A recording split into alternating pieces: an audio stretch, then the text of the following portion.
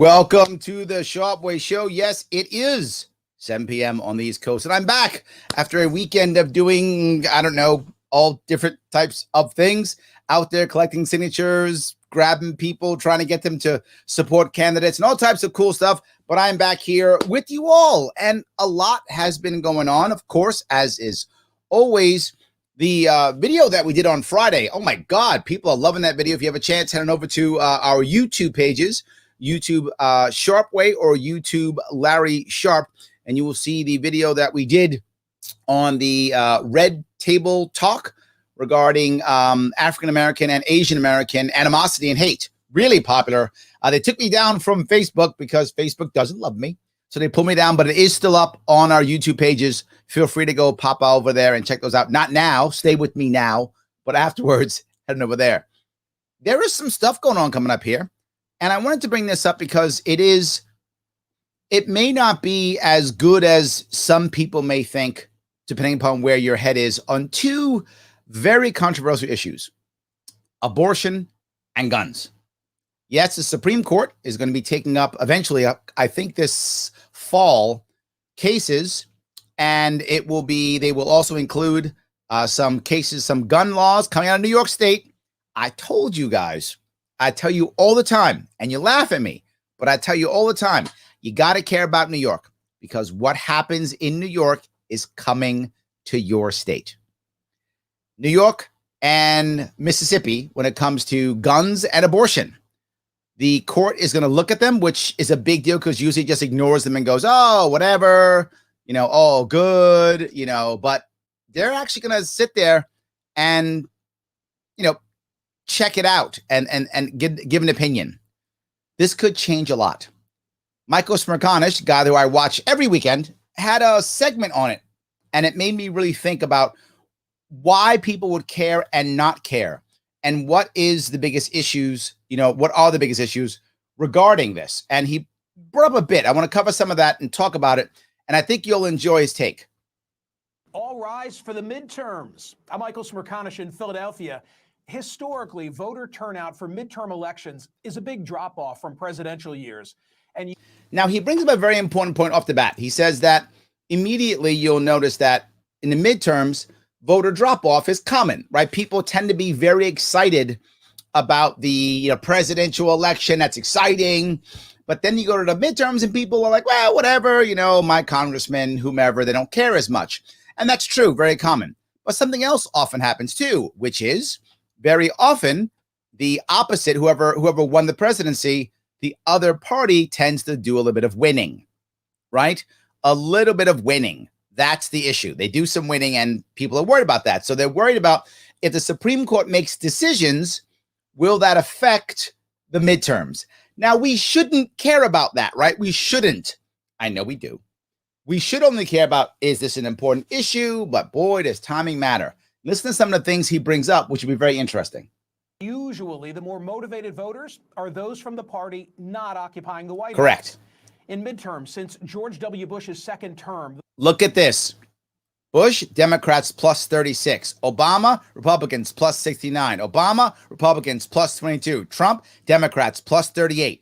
This is a common thing. It happens often, right? It happens often. The party of the incumbent president has lost an average of more than 40 seats in the Senate and House. So the average is 40 seats that the incumbent president loses. Of course, what does that mean? That means that Biden's got to be afraid. He's got to be scared. If I'm Biden, I'd be afraid. If you were Biden, you should be afraid. Biden should be scared. Because if he loses 40 seats, he loses the House. He's got a Republican House. That is not going to go well for him. If I'm him, I'd be jumping through hoops, trying to get stuff to happen, right, to keep that House somehow. If I'm Biden, I'm trying to break this trend.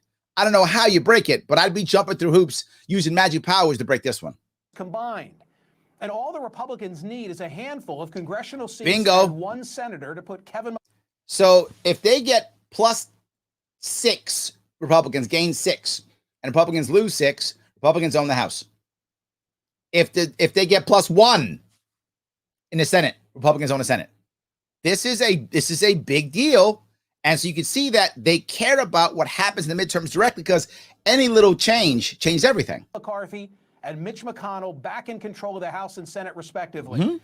No doubt that explains this week's opposition of both those individuals to any congressional 9/11 style inquiry into. So now he brings up the idea of the reason why he believes they don't want a January 6th commission is because they're afraid that may affect them in the midterms. I think he's right, but he's right for both sides, right? In this case, he's saying, well, this is why, Republicans don't want it, which is true, but it's also why Democrats do want it, right? This isn't a one-sided thing. Democrats want it too, and they really want to make sure they can find reasons to hammer home and trash Republicans in 2022. And this is why Republicans are scared, because they're like, wait a minute, if Democrats do this thing, they're going to use it as a hammer, a political hammer. Yes, accurate statement. I think this is both sides. McConnell is acting like it's only Republicans. No, this is both sides. The events of January 6th, the inevitable drip, drip, drip of revelations that would result could bring nothing but harm to the GOP. And the release of any final report would coincide with the beginning of midterm campaign season. 100% correct. If that report came out, it'd be right during midterm campaign season. And now Democrats are going to have a whole lot of commercials. And that's what they want. There remains, however, another midterm intangible that cannot be avoided by either party. And this is Supreme Court. Cases will be heard this fall by the Supreme Court. Now, here is you looking at things going up there. It looks like there are 6 conservative and 3 liberal judges in the Supreme Court. Now, in theory, that's true. But I'm going to tell you guys something that many people won't tell you. While in theory, this is true, in reality, you can't be sure. And this is why. Remember something. If you are a Supreme Court judge, you are the equivalent, and some of you are going to be upset when I say this, but you are the equivalent of a high priest in a religion. Why do I say that?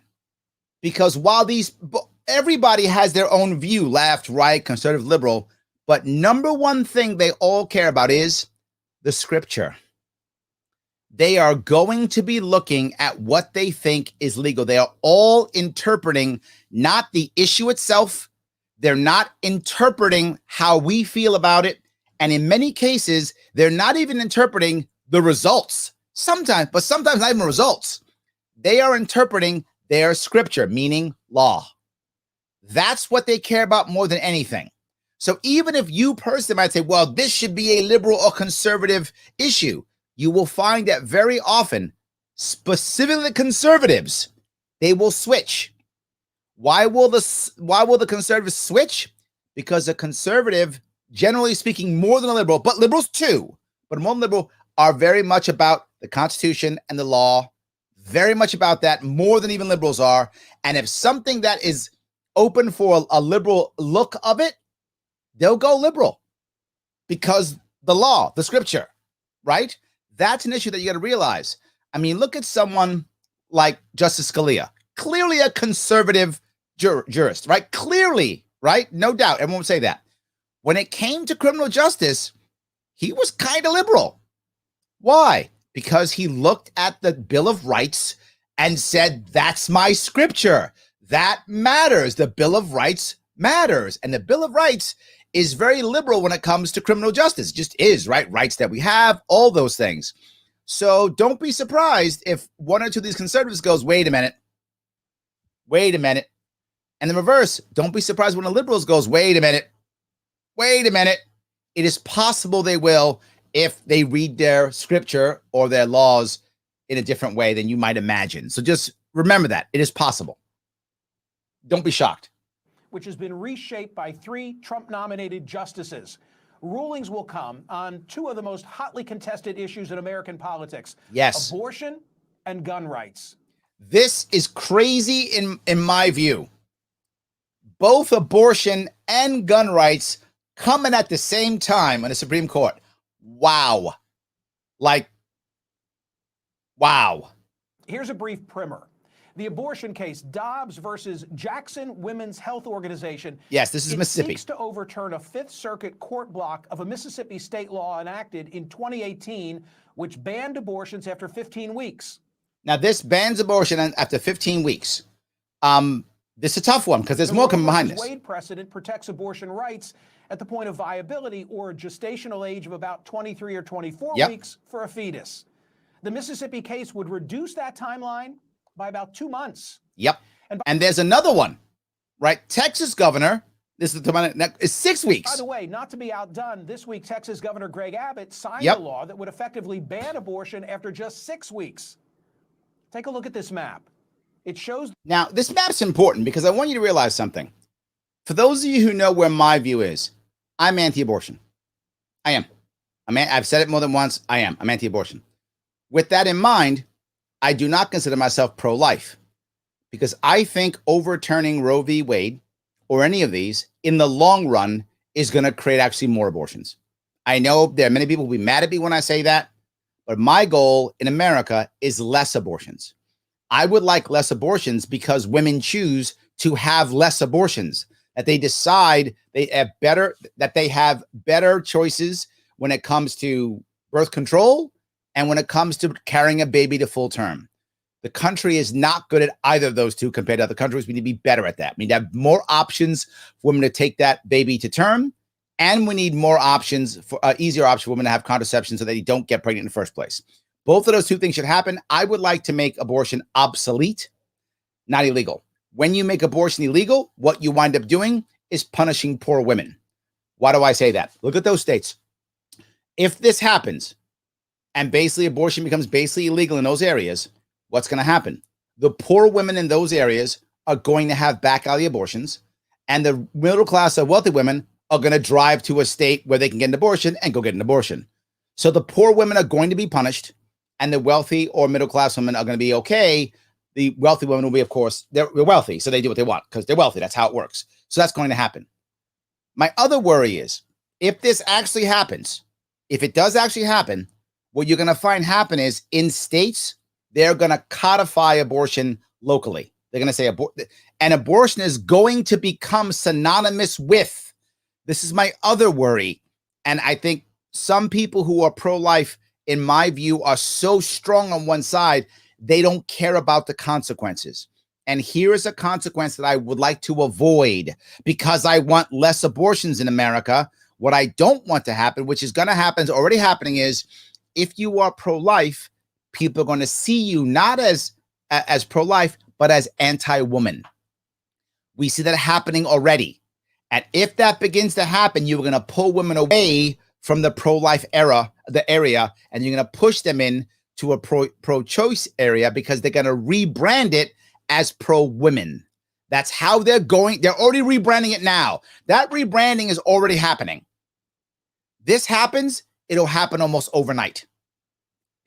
This is what you're going to see on CNN, MSNBC, or when a Fox person comes on, they're fighting a Fox person. If you say anything about this, so you hate women, that is going to be how they spin it. That's what's going to happen. It's going to be a disaster.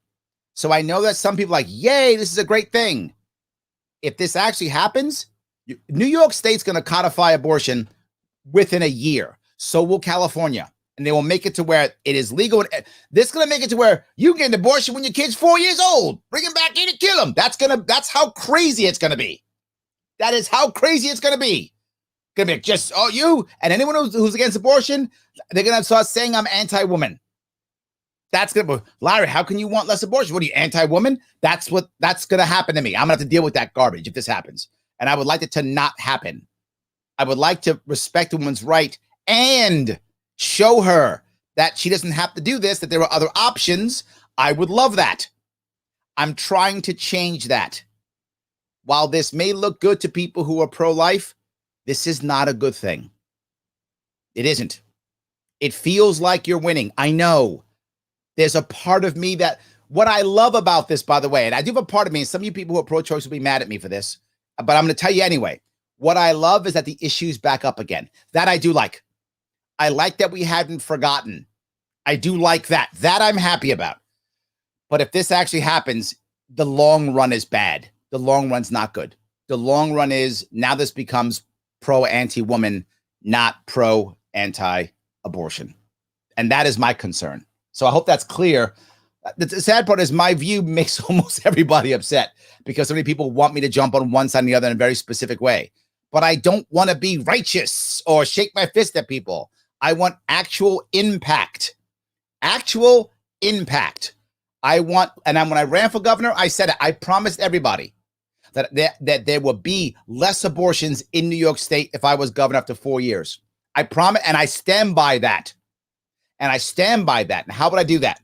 By making surrogacy legal, by making adoption easier, by making contraception over the counter without having to have a prescription, by doing things like that so that people don't go to China or Romania or Russia to get a baby. They can come to New York and get a baby and make surrogacy a thing. If you have a baby, there are tons of couples that would happily, willingly pay for all of your medical expenses and pay you a monthly fee to make sure they can get your baby and happily take care of your baby. Happily. For those of you who don't know, I'm adopted. So there's a little bit of a personal piece for me, right? A little bit of a personal piece for me. So just so you understand where my head is on this one. So that's what I'm trying to do. We should make it to where people decide, you know what? I don't got to do this. Not required. I don't have to. I have other options available that are good for me, that will work for me, that will be the right answer for a woman who's gotten herself pregnant. Well, who got pregnant? You can get herself pregnant, but who got pregnant? The result of a New York Times analysis as to where abortion rights would be restricted if Roe were to be overturned. And then there's the gun case. Yes, love this one. The precedent at issue is Justice Scalia's 2008 opinion in D.C. versus Heller, which interpreted the Second Amendment to mean that citizens have the right to gun ownership at home. Yes, so we have a right to gun ownership at home. This is New York, by the way. This is New York, by the way. That's pushing this issue. New York is now saying, for those who don't understand what's happening in New York, is that New York is saying, if you want a gun in outside of your home, you have to have a reason for that. You have to have a reason for that. Otherwise, you don't get one. That's what New York State says. Well, the Supreme Court, I hope, will disagree. This one, for me, is a big win. If the Supreme Court goes our way, I think alone this is a big win because this is opening up stuff. This is opening up choice. Lower courts have been citing part of that decision that says the right is not unlimited to allow for some regulations. Now the court will rule. Well, look, the reality of it is, I get that, right? The reason why the court is never going to say there's no regulation is because they're worried about the guy or gal, particularly the very wealthy person, who's going to buy a fleet of tanks and roll them down the street or whatever the case. They're worried about that kind of thing. I get it. I'm not sure I agree, but I understand why they say it. On a New York law being challenged in the case, New York State Rifle and Pistol Association versus Corlett. New York State, take that. See, doing some work here. It requires a resident to show demonstrable need to be licensed to carry a concealed handgun outside the home. See that? In other words, the court is being asked to say that concealed carry is also a part of the Second Amendment. That's the point. Are we going to make concealed carry part of the Second Amendment? People, when I was running, kept saying, Larry, we got to do concealed carry across constitutional carry. I'm like, you can't do it in New York. New York's saying no. That's a bridge too far. But if the Supreme Court actually says, no, you can't do this, New York, we have a shot. We have a shot, New York State. If we win this thing in 2022, we have a shot. And I'll go one step further. We have a shot, and we have to change our governor, because our governor and our assembly will find a way to get around this and still stop guns in New York State. They will find a way. I don't know how yet, but they'll say, well, yeah, anyone can have it if these 5 things that no one can get happen. They'll find a way. The Supreme Court takes the summer off. These 2 cases will be argued in the fall. Decisions will come in the spring or early summer of 2022. Should the court adopt conservative positions, that might remind a Republican base of the importance of White House control and spur a GOP turnout, which... Now, that's the issue here. And that's what I wanted to cover here. I wanted to cover both of those issues. And then what's the backlash, right? And my view on the abortion piece is, even though I'm anti-abortion, as I expressed, I kind of hope that they knock this down, because then we keep the conversation open. We can make cultural change. The abortion issue is actually a cultural issue far more than it is a legal issue. So I still want that cultural change that I speak about constantly when it comes to abortion. It's a cultural issue. We can make things better, easier. This does not have to be the way of things. It can be different if we choose so. When it comes to guns, I really hope the court is on our side here, because that will stifle New York State and give us a chance to make some different gun laws and also challenge other gun laws, right? If this happens, it opens up so many other challenges to New York State gun laws. It is amazing. So I'm really hoping that we get the right decision when it comes to the Second Amendment next year, or at the end of this year, whenever they actually pick it up. It'll either be end of this year or beginning of next year, whenever that happens. I really hope so. If that happens, what a home run that would be for us. We have an actual chance at changing New York State gun laws. That would be amazing. So that's a big hope that happens. But the other issue is, depending upon how this comes down, this can be a motivating factor for the left or the right to come out. What I'm hoping it is for us to come out, for libertarians, for liberty-leaning people to come out, so that we can come out and have a real impact next year. 2022 can be an amazing year. An amazing year. We have to come out. The problem is we may actually put instead, we may get the left or the right out. So let me grab a couple of comments. I knew there's going to be a bunch of comments here. I'm happy to cover all of these. So, all right, let's see here. 09 says gun confiscation is unconstitutional. I'm not sure where you're going with that one. I'm not sure. AMA, I found you on Clubhouse. Do you ever use that platform? I almost never. I mean, here or there. I'm going to be on Clubhouse this Thursday at 10:30. There's going to be an event with the People for Liberty, I think, and I'm going to be on that. Clubhouse is fine. I like Clubhouse, but Clubhouse it's ephemeral. It goes away. I can't keep it and re-show it. Everything I say is now gone. I get 20 or 40 people, 100 people maybe. I can do this and get several thousand. It's not effective for me in general, but I do go on here or there. It's not that much. Pete, of course, says $28 trillion debt. Thanks, Pete. Murrow, sorry, and elect Libertarian Party members to replace all the incumbents. Yeah, I would like that too, especially Zionist supporting traitors. I'm not sure I would go that far, Jeffrey, but I get it. Let's stick with the Libertarian part. How about that? It's good. Walter says Biden is too senile to be scared. You know, Walter, maybe he is. I don't know where his head is, but whether he is or isn't, his people are, right? I mean, for sure his people are. Absolutely. So if I'm Biden, I would have passed as many left laws as I can. You're right, Dave. That's why he's pushing stuff into an executive order and trying to push stuff now. You're right. If I was him, I'd be doing the same thing. That's actually a smart move. Right? Push your agenda now because you may not be able to in 2 years. I'm not saying I want his agenda. Clearly, I don't. This is politics, right? We need to understand what people are thinking. And if I'm him, yes, 100%. I'm pushing everything I can. I'm glad you put, but I'm not Biden, as I'm not either. Yes, of course. So Alex says, I'm sure they'll rig another election once again. Alex, you bring up a very important point. If we don't have confidence in our elections, does it matter the outcome? It's a serious question. If we think that every election is rigged, then does it matter? One of the biggest issues we have to work on is us as a nation trusting our elections. And we haven't done a good job of that. We've either done one of two things. It's rigged, who cares, done, and that's it. That's option one. That's not a good option. Or it's not rigged, shut up. Also not a good option. There has to be some form of bipartisan group of people getting together, allowing skeptics to be into, to draw most people into a view that says, yeah, this is what happened or this isn't what happened. And I said it before, I don't believe there was enough shenanigans that affected the election, but I could be wrong.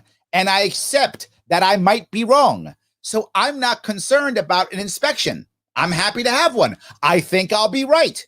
And if I am right, awesome. We can have an inspection with all types of people, not just not just the right with Arizona. That wasn't good either. That was just people on the right. That also wasn't good. It needed to be completely agreed by both sides with both people there going, okay, what's going on? Now, still some people are going to believe no matter what, it's clean. And some people, no matter what, it's dirty. That was going to happen. But I'd rather have at least a bunch of people go, oh, so that's the truth. And if I'm wrong, I'm happy to admit it. Okay, there was more shenanigans than I thought there was. Okay, I'm wrong. Election's rigged. Okay, fine. Or, hey, I was right, guys. Wasn't that much. There was clearly issues. Everyone agrees to that. Well, I'm sorry. Most people agree there were issues. But again, if I'm wrong, I'm happy to be wrong. Well, I'm not happy to be wrong. It would suck if I'm wrong. But I will happily accept. There we go. I would happily accept that I'm wrong. But I don't think I am. But the problem is we're probably never going to find out. That's the worry I have. That's the problem I have. And people, Alex, you're not alone. There are literally tens of millions of Americans who think exactly how you think. And that's a problem. So, all right. Let's see here. Jeff says if they do their job properly, then the political affiliation of the Supreme Court justice should be relevant. Jeff, agreed. And I think, to be forward, I think usually the Supreme Court does a decent job. Usually. I mean, compared to our other branches, the Supreme Court's awesome, relatively. I mean, it makes mistakes too. But compared to the other two, it's great compared to those two. But I do think you're right. They need to be that way. I think most of the time they are. Dave says, just wait. Democrats release the report before the midterm primaries. Democrats release all mask mandates 45 days before general elections to get the credit. That's not a bad idea. That's actually smart, Dave. That's actually smart. Well, don't tell them. I'm going to get you off real fast while you watch. Anyway, my 2 cents says some of them were in on it. That's the problem. The organizer of the event, the Ali guys working with the Mo book. I don't know where that was. I think you're talking to someone else, not me. Sorry about that. So yes. Elastic Rap says Robert should probably be more toward the middle or on the liberal side for any political polarizing decisions because he's terrified of being perceived as partisan. Oh, see, I don't know Roberts that well. Is that a thing that he does? Maybe.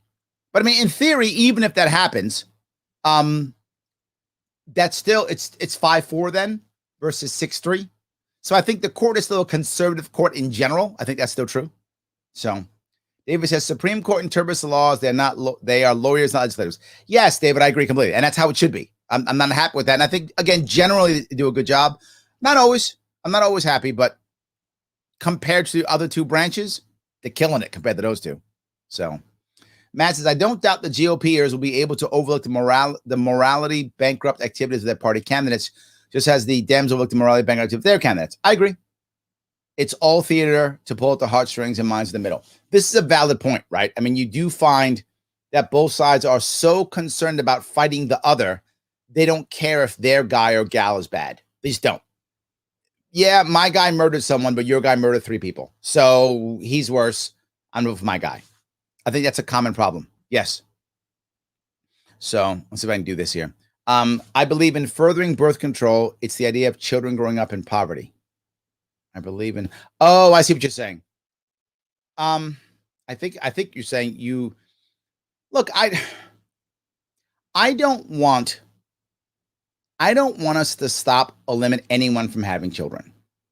I'm not one of those guys who's like, we got too many people, population control. That's not me. I know some people believe that, and I'm okay with that. It's your belief, and you don't want to have children or whatever. Do you? I don't want any parent having kids they don't want, right? Of course, I don't want that. And I think if that's going to happen, I'd rather have birth control than I would abortion, without question. There's no doubt I'd rather have that.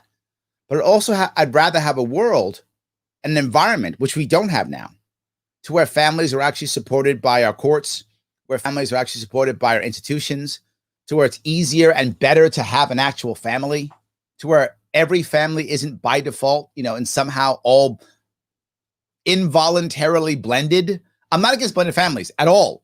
I had a blended family. I get it completely. I'm adopted. I get it, of course.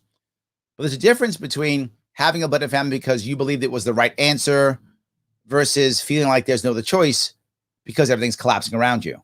And that includes things like terrible courts. That includes things like terrible environment. It includes things like people being selfish in the way they act amongst each other. It includes all types of cultural issues.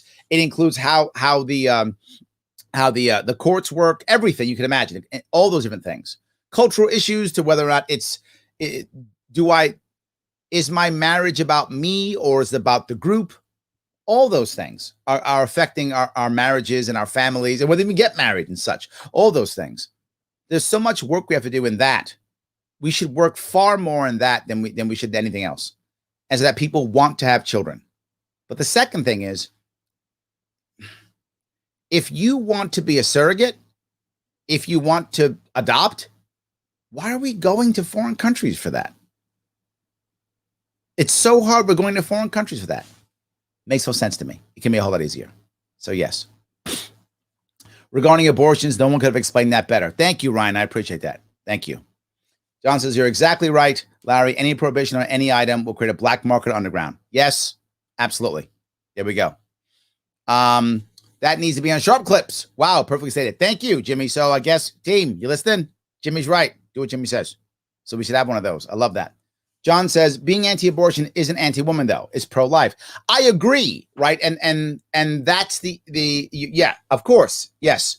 My worry, John, isn't that it is or isn't. My worry is the branding that will come from it and the emotional feeling that will come from it. That's really my concern, right? That's the issue.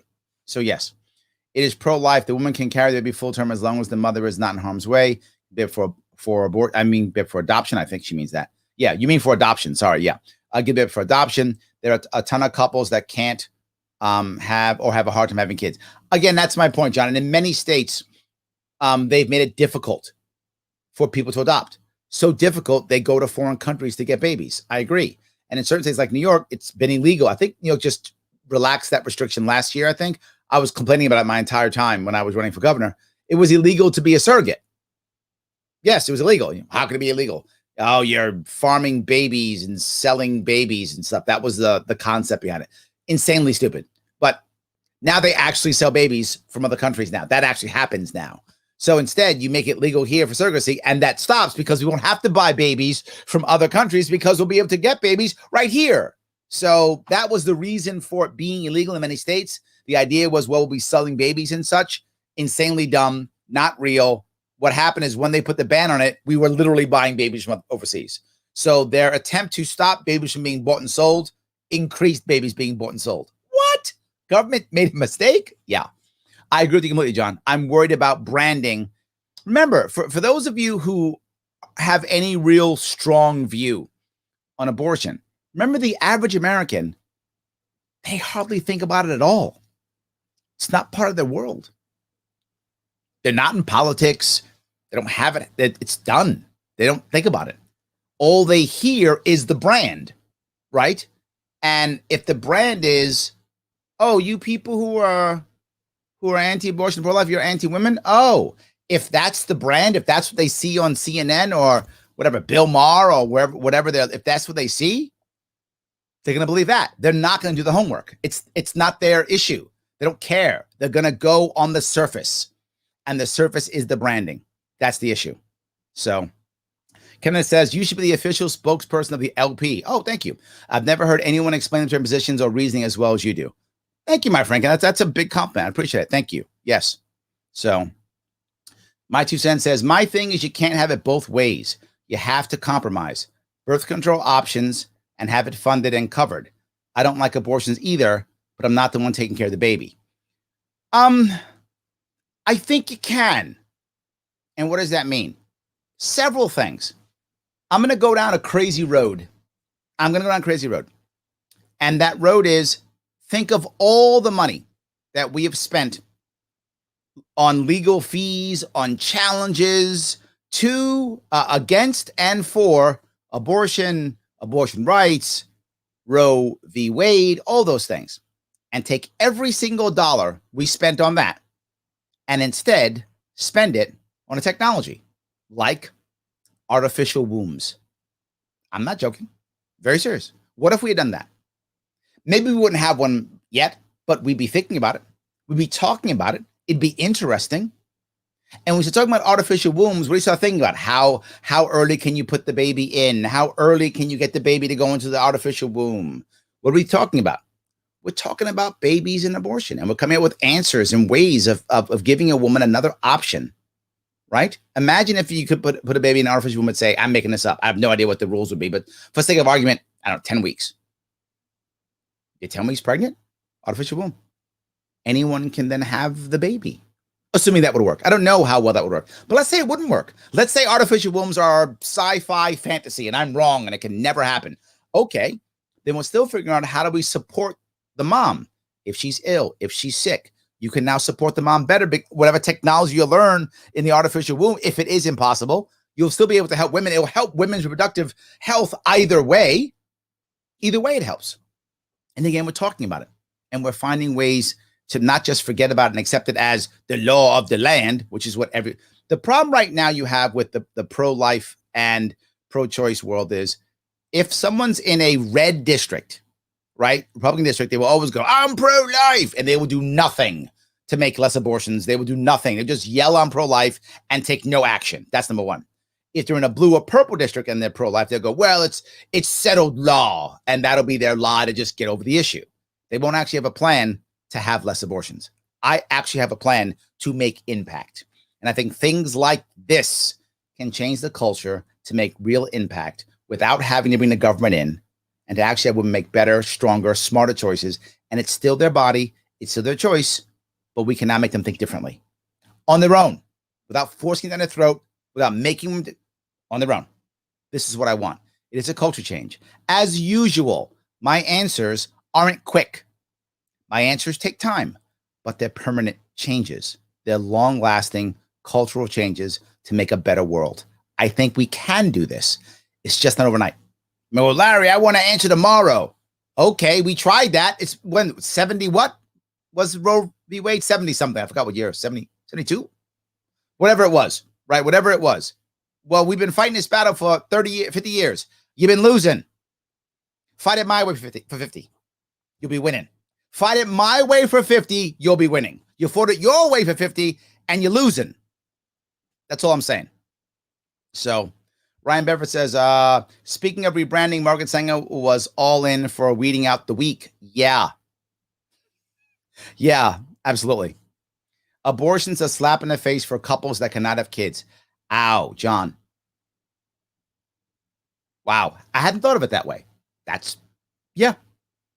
true.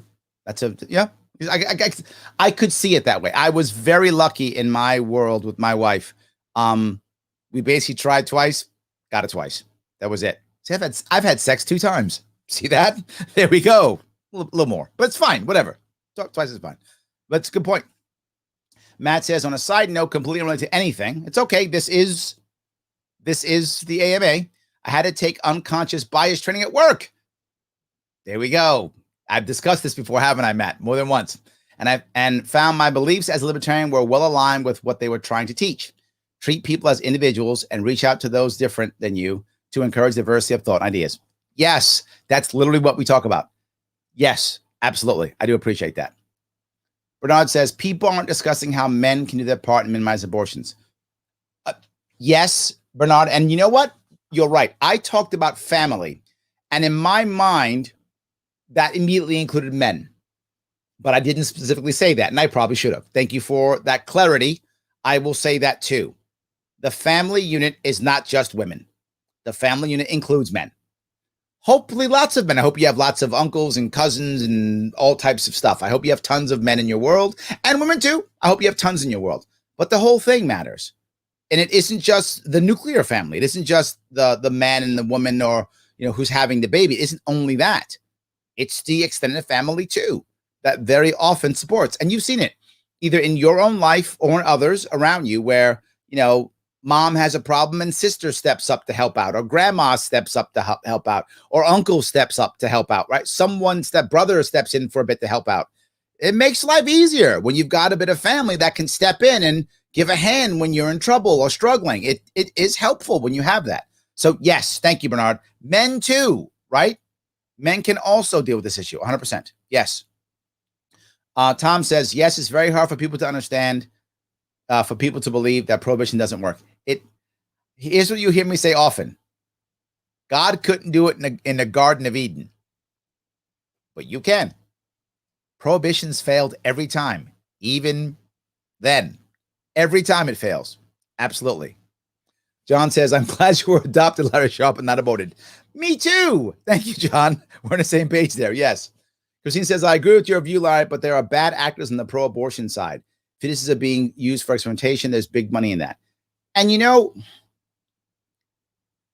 there are bad actors in almost everything. That's true.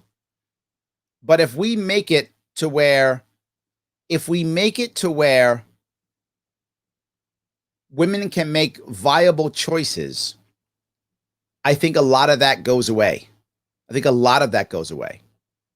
And many of the experiments that are being used on fetuses, for those who don't know, it's because they want stem cells. But we all have stem cells. Adults have stem cells. We have them. Not as much, obviously, right? Not as much as the babies do, because babies are like all stem cells. I mean, I'm exaggerating, but clearly, right? But we all do.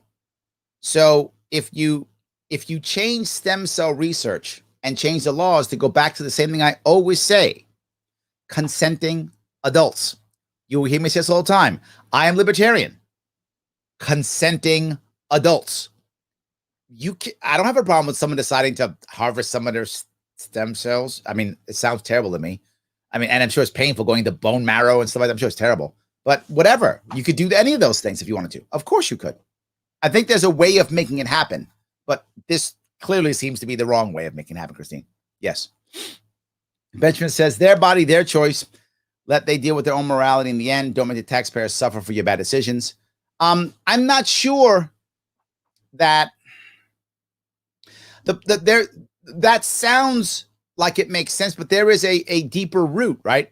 If you have a bad environment, what people are worried about is, yeah, their body, their choice, but is the taxpayer going to pay for a poor woman's abortion, or is the taxpayer going to pay for a poor woman on public assistance for the next 40 years? Both are bad. Both are the wrong answer, but that's what's happening. We're making that choice, right? We're making that choice. I would rather us change the environment, change the culture, as I mentioned, so that the woman can make the right choice, meaning she either doesn't get pregnant, option one, or option two, if she does get pregnant, there is a viable choice for her to move forward. And they're going to go back to all that money we used. Imagine all the money we've used to try to stop Roe v. Wade and to fight abortion and to fight against abortion, both fight against and for abortion. Imagine if we had spent that money instead on communities helping out working moms who have babies. If you remember, one of my policies when I ran for governor was the idea of child gardens, allowing local nonprofits to act voluntarily as childcare facilities. You can still go to licensed childcare if you care about your licensed childcare, up to you, but the option to give your child over for a couple hours a day to a nonprofit so you can go off and work, giving you the option of not having the taxpayer pay for it, but instead you going out and making way any way you can possibly, make your way in this world. I think if we had more of those options, we wouldn't have to worry about the taxpayer paying either way. But the reality is, Benjamin, if we have a good environment where that's a thing, people would pay voluntarily. I wouldn't have to go, Benjamin, give me your money, taxation. I wouldn't have to. There'd be enough people, to John's point earlier, who are happy to take your baby, who would happily pay, wouldn't think twice. Yeah, how much that costs? I'm in. Put her on my insurance. I'll pay her insurance premiums. I'll pay it happily. There's lots of people who do it without no force. Lots would do it. And the more we do it, the less the taxpayer is picking it up anyway. So yes. So David says, I used to work in the courses and they have so many hoops for good couples to adopt. Too many, David. I would go further. Not so many. I would go to too many. Too many. That's why they're not doing it. Yes. So Jimmy says, I want a recreational nuclear weapon. Jimmy, you're why we can't have nice things. It's you. You're the reason why we can't have nice things. But as I'm joking, but I'm not joking, what I mean by that is there is a worry that people will say stuff like that. And that's why the court, I think, will always put a caveat in it. Well, we can do something, because they're worried about that type of thing, right? That's their concern. So I think that's why they always put, well, we can do some. And it does say well-regulated militia in the Second Amendment. So that, how is that looked upon? So that's why they're always going to say that. I can't imagine a Supreme Court ever going, no regulation. I don't think they would ever say that. they'd be too afraid of something like this or whatever the case may be. They're always going to cover it in some way. Matt says, I have a reason. It's called the Second Amendment. I'm with you, Matt. Sadly, most Americans are not with us. Your fear does not determine what I feel is necessary for my own protection of my family. Yeah. Yes. So, ammunition, $30 a round? Gotta hope that's not true. Is that real? Are you teasing me, Jonathan, or is that real? I hope that's not true. I'm just going to deem it not true because I don't want it to be true. So I'm just going to deem it not true. That's it. Done. God, I hope that's not true. That sounds horrible. I mean, let's talk about, like, I don't know, an artillery round. Then, yeah. Okay, that's fine. I got a 155 millimeter round. All right, and we could do that. That's fine. Yes, absolutely. So, all right. Adam, Larry, you know me so well. Two of my favorite topics, sips coffee. Cheers, brother. Cheers. Absolutely. Yes. 100%. So, yeah. Off topic AMA question. Do you believe that the current New York State legislature will pass the Health Act, which will make New York government universal single payer healthcare system? I got an email from my job's market president pleading with us to contact them and say, no, I'm afraid I'll lose my job if it happens. My gut says that it will only pass if Cuomo thinks that is what it will take for him to win. That's my gut. So what I think is, here's how I think he'll spin it. If it fails, then he will say, I wanted it. See how evil they are. I can save you. That's my gut. My gut is it fails, and Cuomo says, see, elect me, and I'll get it passed. So my gut, Rebecca, says it will not pass, and then he will take it up as his crusade for him being reelected. That's my gut, because Cuomo doesn't actually care at all about you or me or any New Yorker. He cares about what can he use to say, see, I care. That's what I think. Now, unless someone like Letitia James, who may be running against him, is already on the board, which I don't know. I'm doing some homework on this. Thank you, Rebecca. I'm doing a little bit of homework on this one. Because if she's on board, then he may say yes to take that feather out of her cap. To be forward, it's passing all has to do with how Cuomo thinks he will win or lose his election. That's all it has to do with, right? That's it. So the polling came out recently that shows generic Democrat is doing better than Cuomo in New York State. By the way, the polling still says that any Democrat beats any Republican in this state. Sadly, Republicans, I'm sorry, in New York State, that's the way it goes. Republicans not winning in this state. Not going to happen. So generic Democrat beats Republican in New York State, but generic Democrat actually does better against Republicans than Cuomo. Cuomo still wins in New York State. Some of you are not New Yorkers. I know you're blown away by that. How can Cuomo? Yeah, Cuomo in polling still wins, beats Republicans in the state. Just another Democrat wins by a larger margin. But no matter what, it's how it works. Yes. Joshua says it's a deterrent. Concealed carries is great because criminals are cowards.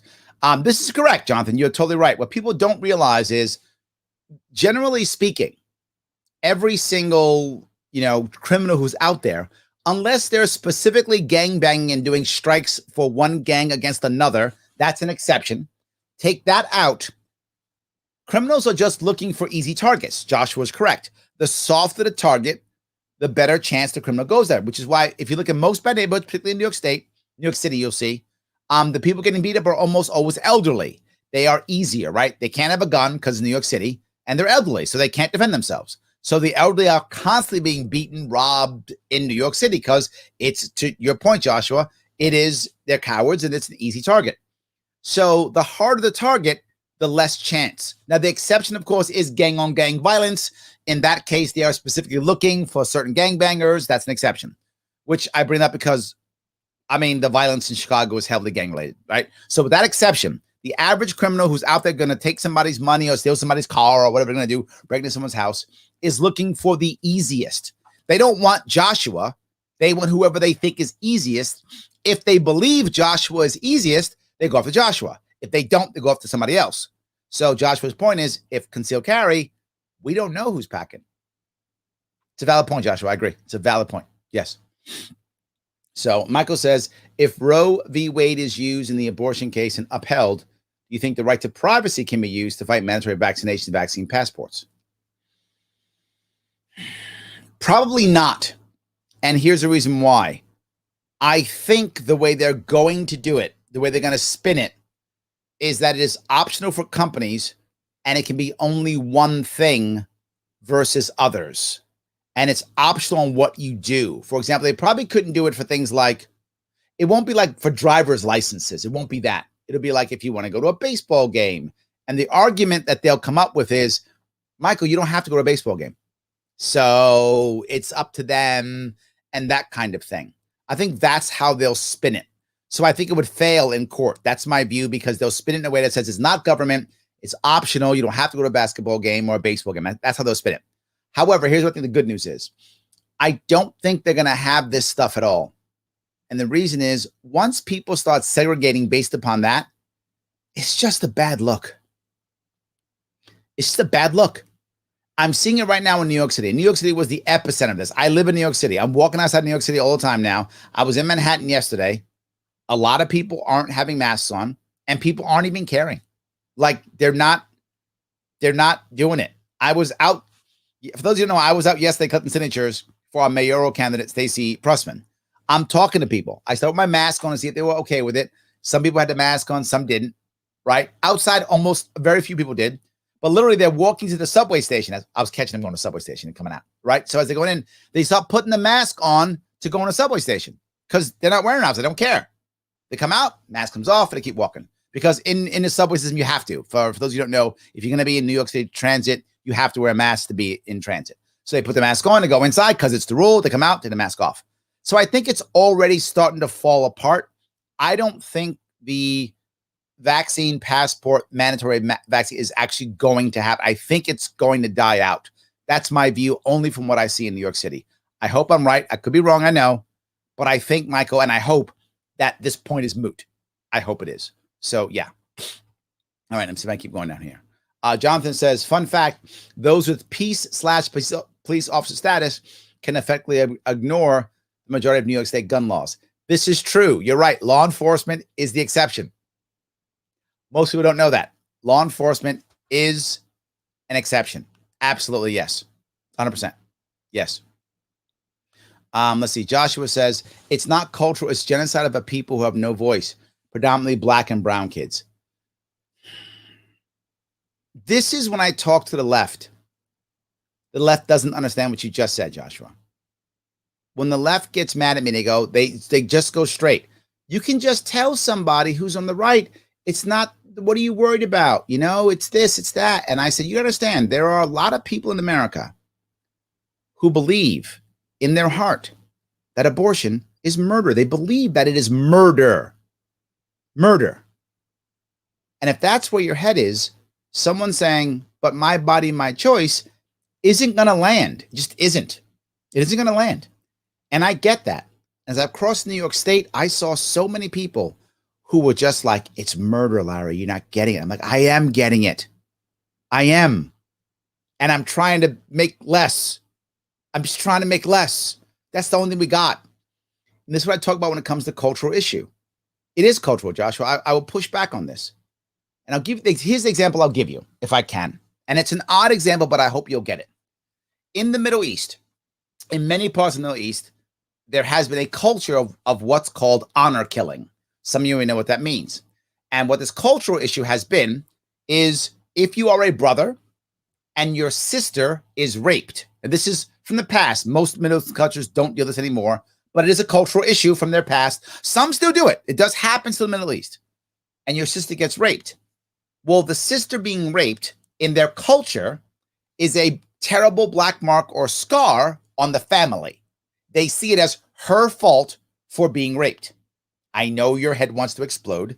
I'm just telling you the cultural thing in some countries in the Middle East where that's been. They say it's her fault for being raped. So what's the right thing to do? The brother has to kill the sister. That's called honor killing. Now, is that murder? Absolutely. But if your culture doesn't see it as murder, is it murder? No. Right? Your culture has to change to see that as murder. Is it killing? Yes, but killing isn't immoral. Murder is immoral. If someone's trying to kill my family and I kill them, I have killed someone. I did not commit murder. Self-defense, killing, but not murder. And that is a crucial distinction for you also to understand, Joshua, that it is cultural. If the culture says that's not murder, then that's not murder. Even though in my eyes, that's clearly murder. You shouldn't kill your sister because she was raped. That is not the right answer. That's murder. And again, in most Middle Eastern countries today, that is still murder. But I'll tell you something.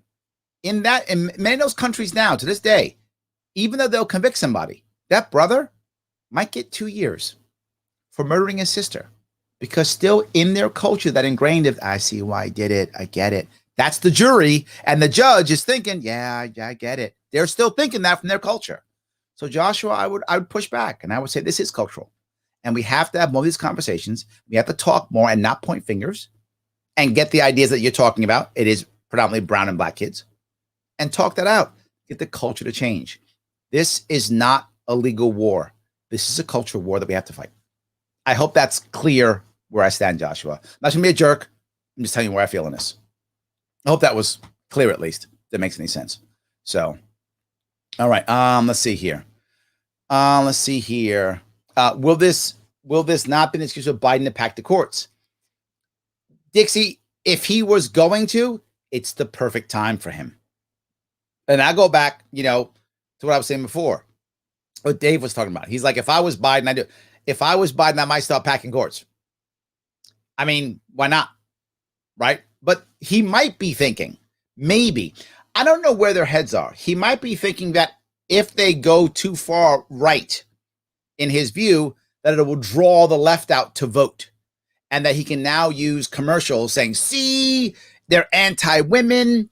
And that's a point that I think he's right on. And that's what I said. Dixie, if the Supreme Court basically says abortion's illegal, federally, they basically say that these state laws are okay. If they do that, Democrats are going to say all Republicans are anti-women. And a lot of that's going to stick. And that is going to hurt. I believe it'll hurt the Republicans in 2022. That's my view.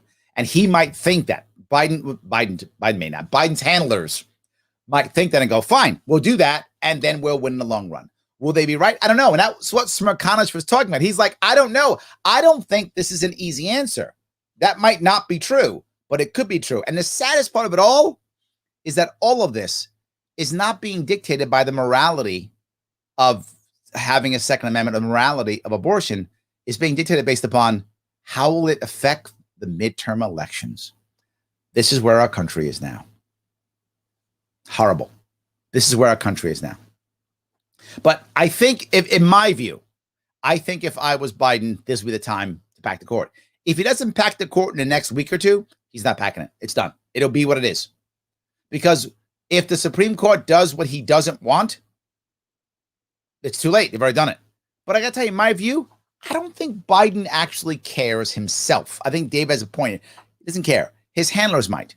I think Biden's going to push forward whatever he thinks he can in the next 2 years, except that he'll probably lose the House, at least the House, if not the House and the Senate in 2022, because that's what's been happening. This guy's been in government since Lincoln. I mean, so he's watched it happen. I don't know how many times. He's got to think, I'm going to lose both in 2020. I'm going to lose the House and the Senate in 2022. I got to assume that to be true. I think he has to believe that. And he may just be like, this is what happens. Let me push everything I can these next 2 years. And then we'll see what happens the last two. He'll hopefully fight, and then he's going to be done, and maybe Kamala will step up or whatever. That's where I think my head is. So thank you for that question. Lyndon says, there was already a challenge to the Supreme Court. Ruling was unanimous that gun seizure as a matter of imminent threat was... Oh, thank you. Thank you. That's what you meant. Thank you, Lyndon. That's clearer. Thank you. Yes. Thank you. Yes, seizure. Yes. But states do it anyway. Right? I mean, they just create warrants. They make red flag laws and create warrants. So yeah, absolutely. So I do get where you're going, but yes. People right now have just popped up a bunch of things about helping out the page. And I would like you to, if you don't mind, please like, comment, and share. If I'm hitting the topics you want, I've told you before, I will touch any topic. I don't walk away from topics ever. Doesn't matter. I will touch every topic, no matter how third rail it is. I will do it because I know I have the moral high ground because I'm a libertarian. So by default, I have the moral high ground. Kind of how it works. Yes, completely biased, and I don't care. And do me a favor. We're talking about being disobedient. Take the protest and civil disobedience survey. Takes about 4 minutes or so. Click that link that's in the description. It makes my sponsors very happy. My sponsors, theadvocates.org. Please, the Advocates for Self-Government. Please click that link. Take that survey and then share it. Right? If it won't let you share it, cut and paste. Share it so that they're happy. It makes my sponsors happy. I love it. And if you want to help me out yourself, you like what I'm doing, then do me a favor. Head over to patreon.com/sharpeway and throw me $10, $25. Do that. It'll help me out tremendously. Helps me to pay my team, do stuff. By the way, we have a new shirt. Yes, we do. We have a new shirt that you can purchase at the Sharpe swag store on Zazzle. It's a beautiful shirt. It's black. It has 3 dots on it. It says, support our troops, bring them home, help them heal. Isn't that a great shirt? If you like that shirt, click on over to sharpeway.com, click on swag, and help to the Zazzle store, and you will see it there. You can pick that up if you want to. It's like $20 or something. I forgot what it costs. Whatever it costs. I forgot what it costs. So please take that up if you like that. It's a great shirt if you want to do that also. Or support me here either way. Or do something that I would really like. Head over to YouTube, Sharpe YouTube, and subscribe. I would love if you would subscribe on Sharpe YouTube. It would help me tremendously. Any of those things would help. Whatever you can do. But of course, no matter what, like, comment, share. Always good. All right, let me grab a couple more if I can. Silly Larry, Matt says, wanting to include all stakeholders in a major decision. Yeah. Yes, I know. And people laugh at that, right? They laugh at that. But that's how you do well in business too. Not just life, that's business too. Joshua says, Larry, are you back in the Mises caucus? You guys should know something about me by now, Josh. That you should know already. And that is, I back all the caucuses, caucus, whatever is the way of saying that. Of course I do, all of them. I'm not a Mises caucus guy or a pragmatic caucus guy or a radical caucus guy. I'm a all the caucuses guy. If they ask me for help, I help. They want me to support, I support. It doesn't matter. I want us all to be moving forward. If I'm going to pretend in any way, shape, or form or act or try to be any type of voice here in the Liberty Movement, I have to understand 2 things. Thing number 1. Libertarian Party is not Libertarian Movement. They're 2 separate things. Libertarian Movement can survive without the party, but it is a whole lot weaker without the party. The party makes the movement stronger, but the movement can move forward without the party. The party needs the movement. The party doesn't exist without the movement. That's where our activists come from. It's where most of our good candidates come from. Not all, some come from outside, but most come from the good ones come from the movement. So we need each other. So they accept that. So we have to support both the party and the movement. Clearly, I focus on the party because I think that's what I do best. It's what I like most. It's where my strength is. So I focus heavily on the party. Others can focus wherever they feel it's appropriate.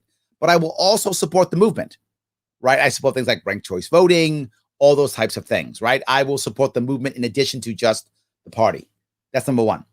Number 2, we're all libertarians. So all the caucuses are important. I want diversity of thought with unity of purpose, which means I support them all.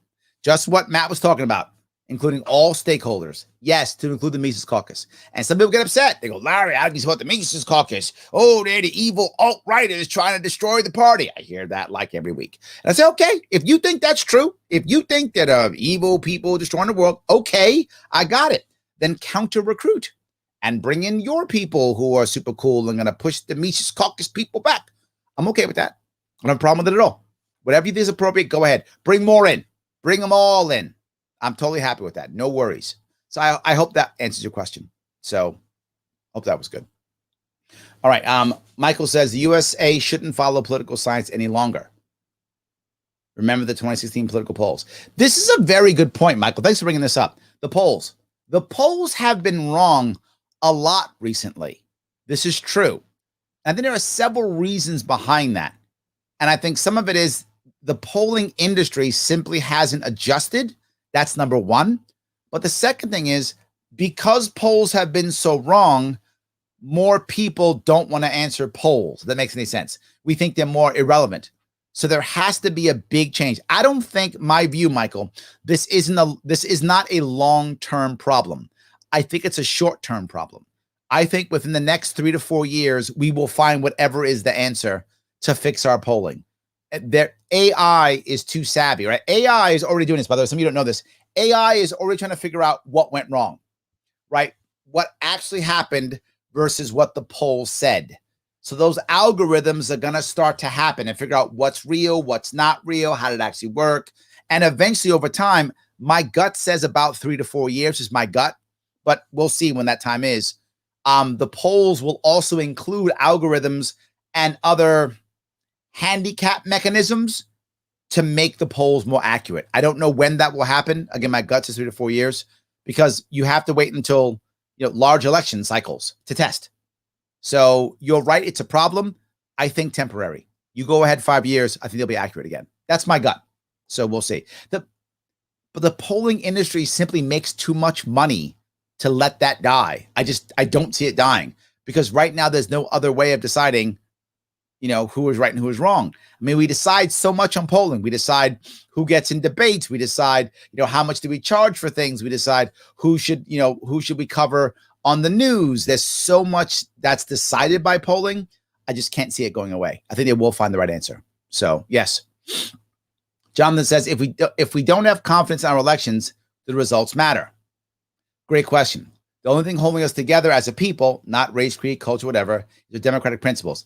Yes, Jonathan. Yes. The danger of losing trust in elections is in my belief, worse than any single election being stolen. Agreed, which is why I'm okay with a open party with everybody looking, all stakeholders, as Matt said, involved, looking at this to figure out if it's stolen or not. I think it wasn't, but I could be wrong. And let's go check it out. And if I'm wrong, I'll admit it. I'll hate it because it'll suck. We lost an election. That would suck. It's a stolen election. That would suck. We actually lost an election. And I mean, we as Americans lost an election if they were stolen. So I hope I'm right. But if I'm wrong, I'd rather know now than know 10 years from now. Or I'm right and we can move forward. So I completely agree. Yes. So that's where we are. People question it. Was it stolen? No. Is there any question? Oh, yes. Thank you, Jonathan. Yes, 100%. And I'm going to give you a quick story. Some of you may have heard this one before. I lived in Japan for many years. I was an English teacher in Japan. And I would talk to some of my students. And there was a story once where some group of people, it might have been like, I don't know, Iranians or something, were burning our flag.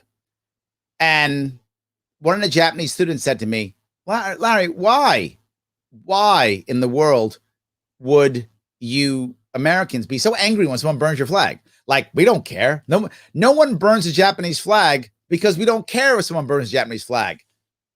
It wouldn't even make the news. So he's like, maybe someone's burning a Japanese flag. Nobody cares. So it's nothing for us. We don't get upset. We don't care at all. And I said to him, of course not. Why would you? Like, what? I said, you're Japanese. There are so many things that bind you as a nation, as a people, as an ethnic background, right? Almost everyone in Japan goes to the same schooling system, reads the same books, is a similar religion, speaks the same language, right? Understands many of eats the same foods, very common, right? Japan is a very homogenous society compared. I think, if I remember last time I checked, it may not still be true, but last time I checked, Finland and Japan were the most homogenous societies on the planet. I think that's still true, but it may not be. But Japan's at least in the top 5 for sure, if not number 1, they're in the top 5. So it's a very homogenous society. You are bound by so many other things. Your symbols mean nothing because you're already bound by so many things. I said, America's not the case. We are not bound by common this or common that or common other thing. We're bound by only 2 things: principles and symbols. That's what binds us. That's why our flag matters so damn much to us. That's why principles of freedom and all that kind of stuff and the anthem and that matters to us. Because to your point, Jonathan, that's what brings it together. The idea of democracy and the vote matter. That's critical for us. Without that, we're just a rabble. Your point's well taken. And that was, 30 years ago I had that conversation. It's still relevant to this day. Still relevant. So yes. Jake says, hey, Larry, can I convince you to run for governor of California? You already have someone amazing running for the governor of California. His name is Jeff Hewitt. That's correct. Hewitt. Jeff Hewitt is awesome. He is a current supervisor in Riverside, California, an elected libertarian in California already. Check him out. Google Jeff Hewitt, Jeffhewitt. He is awesome. I know him personally. You should, without question, support him, give him money, and vote for him. He is awesome. Hope that answered your question. So no, I don't want to run for governor of California. You already got somebody awesome running for governor of California. You don't need me. It's redundant. I mean, I am better looking than Jeff. That's true. I mean, I am better looking. But besides that, he's the guy. That's it. Besides that, he got it. Yes. So yes. Michael says, paper ballots until we can have a secure blockchain voting system. No more black box machine elections. You know, Michael, this is an interesting idea. The idea that we go backward to go forward to put trust back in to the machine. So literally go back. I got to tell you, I like the idea. I do. It's a tough one to swallow because of all the contracts that we had, the money involved, right? The contracts we put together, all that stuff. But I mean, I actually think, I mean, I'm trying to walk down the road you've just presented. I like the road. My gut says it's a hard one to go down because of all the money involved. And you know how money affects everything, right? So because of that, but in theory, I think more people would trust the election cycle if it was paper. As silly as that sounds, I think more people would trust paper. Michael, I think you may be turning me on this one. It's not a bad road to walk down because if everyone has paper, everyone can count. Everything's paper. Maybe. I don't know. I mean, I think we got to get people to trust, right? I mean, that's the issue. I mean, that's the issue is we have to get people to trust. That's the piece. And if we can't get people to trust, we're going to struggle. And if this is what it would take, I would do it. If I thought this would do it, and my gut says it might, I would take it. I would. Yes. Absolutely. So, all right. Let's see here. Ed says, as for guns, we need to make things for everyone to defend themselves. Other things, we need to bring back gun safety, class, and education systems. Not just gun safety, right? There's two things to remember here. Number one, the Second Amendment's not about guns. It doesn't say guns. It's arms. It doesn't say guns. People think, well, it's about guns. It's not about gun. People say, Larry, are you pro-gun? I go, no, I'm pro-2A. There's a difference, right? If I want to defend myself with a knife, nunchucks, I want to be ninja, whatever, I can defend myself with whatever I think is appropriate or not. I have the choice, Ed, to decide to not defend myself. And I tell this story often. Some of you have heard it, but I'll say it again because it's a great story. When I was teaching, there was one of the teachers that I was working with. She was a 100% pacifist. She was like total pacifist. She's like, I would never use violence ever, no matter what. Violence is always wrong. And of course, someone asked her, well, what if you were being raped? Of course, that question comes up. And she went, that I was already in a situation. She said, I was already in that situation. She's like, a guy was about to, and I talked my way out of it. That's what I would, and I would never. And she said, and if I couldn't have, and I would have been raped, she said, I would rather be raped than use violence. I don't want to live with that. She goes, I wouldn't do it.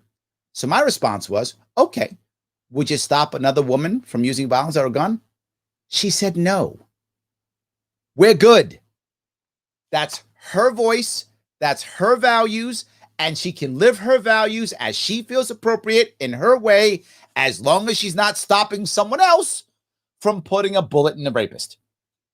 She would rather not do that. And she would rather take whatever consequences happen in her life. And I'm okay with that. That's her life. She owns her life and she's a right to do what she feels appropriate. As long as she's not stopping someone else from doing what they think is appropriate. So while I like what you're saying, Ed, I want to go to the first part. Defensive classes that would include gun safety, but not limited to gun safety. Gun safety is a part of self-defense, a critical one. It's just not by itself. You could go get a class by itself, up to you, obviously, if you think a gun is the right way to defend yourself. No problem with that. It is your choice, your life, do as you see fit. But if you, like her, would rather defend yourself with your wits and your words, good on you. I'm okay with it. You want mace? You decide. Whatever you think is the right answer for you, I'm okay with. So I will say always, I'm pro 2A, not necessarily pro gun. You do you. That's my issue. Defend yourself how you feel appropriate. So I hope I was being clearer in that. So if that's clear. Bill says Roberts cares about the prestige of the court. So he leans to whatever side he thinks is going to be less damaging to the court. Oh, interesting take, Bill. So you think he's looking at legacy more than other things? I'm open to hearing that. I'm not okay. Let me chew on that one. Okay. Tom says the Democrats have been trying to position themselves to take credit for the end of COVID, but half the country is opening and not cooperating. Yes, Tom, I think that's correct. Democrats are going to try to spin this as if they did everything. Republicans were all wrong. Everyone died because Republicans. That is going to be a spin they're going to try. I don't know how well that's going to work. And the reason I'm not sure is not because of truth, because that doesn't matter. I know it sounds horrible, but it just doesn't matter. Is because governors like DeSantis are open, aggressive, forward. They're very aggressive in how they speak and get out into the press. They're in front of stuff. I think that will break their brand, if that makes any sense. The Texas governor is doing some stuff too. So, and right now the two sweethearts of the Democratic Party, Newsom and Cuomo, who in theory, if they weren't in such terrible places, should be crushing it right now, but they can't because they've screwed up so badly and they're such bad people and they're both in trouble. But if they wouldn't have screwed us up, they should be out front now, right, Tom? See, we were right. We're so awesome. They can't do it. So they have to be quiet. And the other people in the Democratic Party aren't them. They were supposed to be the chosen ones, right? It was supposed to be Newsom and Cuomo going to go out there and show you all this stuff. They got themselves in hot water. Newsom might get removed, might get impeached, recalled. Sorry, might be recalled coming up here. Cuomo clearly in hot water. They can't be those guys. So I think the Texas and Florida governor, the other two larger states in the country, I think they're pushing forward. So I don't know if that narrative is going to land, but I guarantee you Democrats will push that narrative. 100% they will push it. Adam says, hasn't the political fight always been for swing voters as opposed to enforcing the party base? I think the issue with status quo politics is they don't pay enough attention to arguments on the fringes. Generally speaking, that has not been as true because of gerrymandering, Adam. With so much gerrymandering, the general rule is whoever wins the primary wins the election. At a national level, that has sometimes been true. But remember, most elections are local, and most elections are in gerrymandered districts. So whoever wins the primary is usually the winner. In my city, in New York City, we are over 70% Democrat. Yes, I know. Over 70% Democrat. The only reason why Republicans run for mayor here is so they can become popular enough to run and win another office locally. So they'll run for mayor so they can raise money and be seen on like the local TV station. And then they'll lose the election, knowing they would lose it. And then they'll run for like city council or congressman or something like that so they can win that. That's how Republicans can win locally. Otherwise, don't bother running. It's impossible. So what winds up happening is the primary is the election. So our governor, Cuomo, literally said this. He said, we'll pick a new mayor in June of New York City. Our election's in November. But he said, we'll pick a new mayor in June. Why? The primary is in June. So the primary will go in June. Whoever wins the Democratic primary, he just assumes will be mayor of New York. That's how it works, right? That's literally how elections are done. So in those cases, they're not looking for the swing voters. They're looking only for their base to get out. That's the issue. Now, in other issues, when it comes to other states, sometimes they realize that election turnout is so low that if they just get their base out, they win. So let's say there are, for the sake of argument, in any given area, it's relatively close. There are, 5,000 Democrats and 5,000 Republicans and 1,000, swing votes. Maybe it's not realistic, is it? 5,000 swing votes, 5,000 Republicans, 5,000 Democrats. But it says 1/3 of each in this fictitious area I just created in my mind. Well, we know that turnout is only about 30% in local elections. 30%. If 30% is your turnout, only about 5,000 people are going to vote, right? Give or take. About 5,000 people are going to vote. Out of 15,000 possible, only 5,000 going to vote. So if I get 3,000 votes, I win. So what's my goal? Push 3,000 of my people to show up because the other people aren't going to show up. So if I get 3,000 of my people to show up, if more of my people show up, I win. So I think a lot of groups also do that. The swing voter thing is really only for like national elections and such, or maybe sometimes statewide, depending on the state. But generally speaking, swing voters are ignored. I know it sounds crazy, but I think it's generally true. So, Elastic Giraffe says, agreed on a basic level with your abortion approach that fewer abortions is the point, not formal legislation and a symbolic victory. But even RGB criticized Roe's poor legal reasoning. Yeah, I'm trying to figure out where we are right now. Right? That's my piece. Where are we right now? And can I move forward from that? Jonathan says, shh, you're paying too much attention to reality again. It's a problem I have, Jonathan. I have to work on it. Christine says, absolutely strengthen the family and abortion will be in decline. Yes. Right? Yes. Absolutely. 100%. Absolutely. 100%. Yes. Omar says, I'm losing faith in the Supreme Court to do what's right, and instead they will most likely rule that New York has to allow open or concealed carry and lower the threshold to carry, which is really not a win, but I can hope for my home state. Yeah. Omar, you have a valid point. My issue here is any pushback on New York State gun laws is a good thing. Of course, I want the max. Obviously, that's what I want. But I would take any pushback because that opens the door for more lawsuits. Because there are so many New York State laws that if this would happen, we could have a chance at pushing back. So, yes, but I would like it without question for us to win something. Yes. Missy says, as a survivor of a brutal assault and rape, I remember being terrified until I got my period 2 months in a row. Not only would the fetus not survive the pregnancy, but I would ensure I didn't. Wow. Missy, wow. Wow. Okay. That would have been horrible. That would have been horrible. Thank you for sharing something so personal like that. I know there are other people who have been through that and have probably thought the same thing. And I think there are a lot of people who wouldn't think of what you just said, how you would have felt about that and how you would have felt about the child and all those things. And maybe even someone who should have been with you after that to walk you through all those emotions, through all that pain, to walk you through all those things. And we don't do that well either. I'm going to go back, Christine. Christine, you're right. The family is important. Yes. And so is mental support. I'm going to put an and on that. And this is from what Missy said.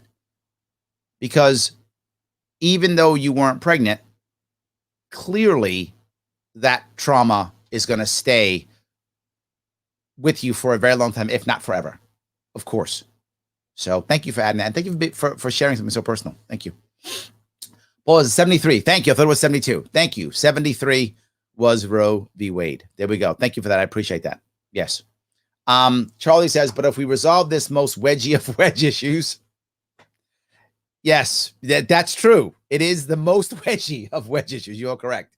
The uniturkey, as in both wings of the same bird, will have one less thing divide and create strife over. Valid point, my friend. You are 100%. Yes, valid point. Absolutely. So abortions are down in the States.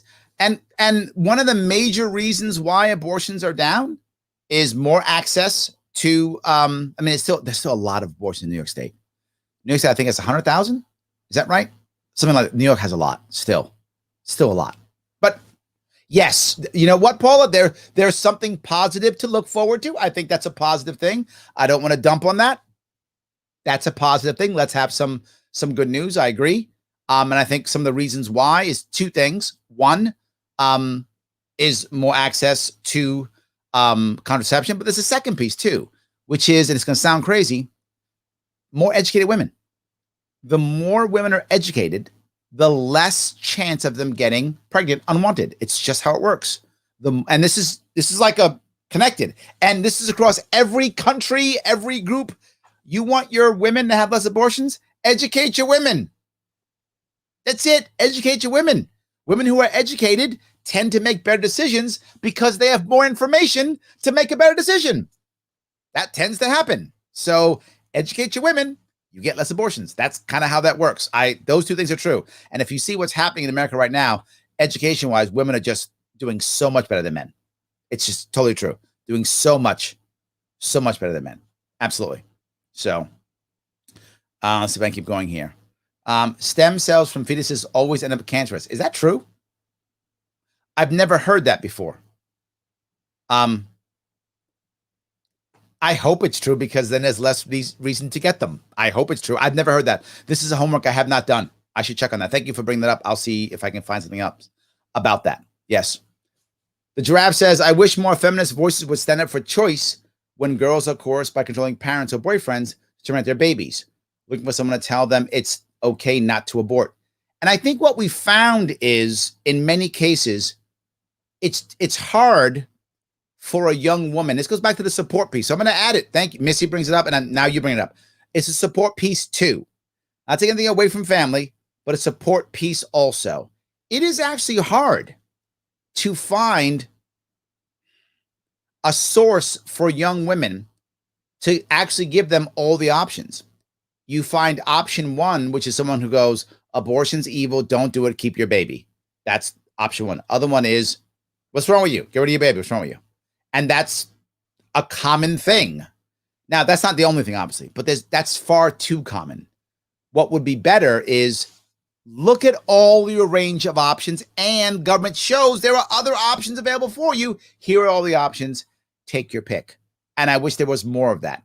Generally speaking, the wealthier you are, the better chance you get that. The poorer you are, you get what happens to be in your neighborhood. If it's you're evil, then that's what you get. If it's do it, why I had it, why don't you do it? Then that's what you get. And the wealthier you are, the more chance you get everything. I want every young woman or old woman, every woman, she's usually younger, but sometimes old women also. I want every woman to get everything so she can make the best decision possible. And education is key. Number one thing is education. So thank you for that. So, all right. Let's see here. Wait a minute. The state does not pay for abortions. That comes out of your pocket. Depends on where you are. Depends where you are. That's not 100% rule. Depends on where you are. So, both Democrats don't care. They want taxpayers to pay for abortions and public assistance. Also true. Yes, absolutely. So let me keep going here. The problem with saying pro-gun is like you don't care if a criminal gets a gun. Huh. That's good. Brandon, that's actually good. You're right. If I say pro-gun, it's something I want people shooting people. That does sound bad. The problem is I'm pro-2A, so pro-gun doesn't have a negative connotation to me. And I'm sure to others it actually does. I just thought pro-2A sounded better. Pro-Second Amendment sounded better. In a way that just says, it's all good. It's a Second Amendment. But I think you're right. That's right. Thank you for that. Saying you're pro-gun to someone who is anti-gun, they are going to hear that. Their connotation is you want people to get shot. You want the bad guys to get guns. Thank you for that, Brandon. Very good. That's very good. Yes. Women already get more shit than men. That's my point, underdog. Yes. That's my point. 100%. Yes. 100%. So, you can't say women are smarter than men do at education. I wasn't saying that. I was saying they're more educated. There's a difference. You can be smart and educated. You can be smart and uneducated. You can be not so smart and educated. They're not the same. They're not the same. But generally speaking, the more educated you are, the more info you have, the more you feel comfortable researching and knowing how to research. So regardless of your actual intelligence, whatever your intelligence level is, if you have more education, you will tend to make better decisions and you will tend to be able to research better, whatever that would have been if you weren't educated. But you're right. It doesn't make you smarter. That's true. And women might be smart in specific fields, but men make more money than women, which is more important, but there are reasons for that. I'm not sure any of that last part's true, but maybe. Brian says, Norway is legal abortion as the lowest abortion rate on the planet. I'm going to check that out. That would be a very good piece of data for me to use. And I'll use it again, Byron. The odds of me giving you any credit, slim. I'm probably just going to steal it. forget where I got it from and use it. But when you hear me use it, you won't know it's you. And everyone else who's listening will know, oh, that's Larry stealing Byron's stuff. It might happen. I will try my best to give you some credit if I can remember. Odds are I can't. I'm just going to take it. You'll know that it was you. So that's a good one. I'm going to go check that out. I appreciate that. Yes. So good. All right. Jeff says pro self-defense. Well, I like that. I'm pro self-defense. See that? That's better, right, Brendan? That's better than pro gun, right? Pro self-defense. I like that. That is good. Yes. I'm so going to use these. These are very good. Appreciate that. Okay, let's see here. Pete says, why do vaccinated people care if I wear a mask? This is something that we see constantly.